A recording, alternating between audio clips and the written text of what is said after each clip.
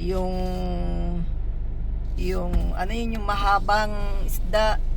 Swordfish, yan. Hindi, yung mahaba kinakain. Tapos nakakakuha sila ng mga isdang sariwa na mga buhay naman. Naka ano sila sa bato. Bigla mo naalala yun. Oo, yung bato may tubig pa. Dito wala swimming lang talaga dito. Pero dagat kasi yan, so meron din siguro. Okay, may namimingwit to yun, oh. Ayun, meron ngang namimingwit. May namimingwit dun yun.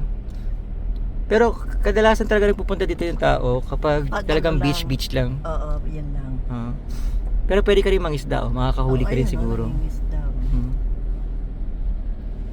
Tsaga-tsaga lang. Nakakatuwa.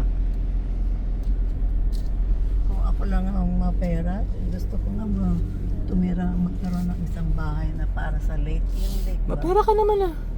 Wala na akong pera. Mayaman ka pa sa apo. Oo, yun nga. Matatalino lahat.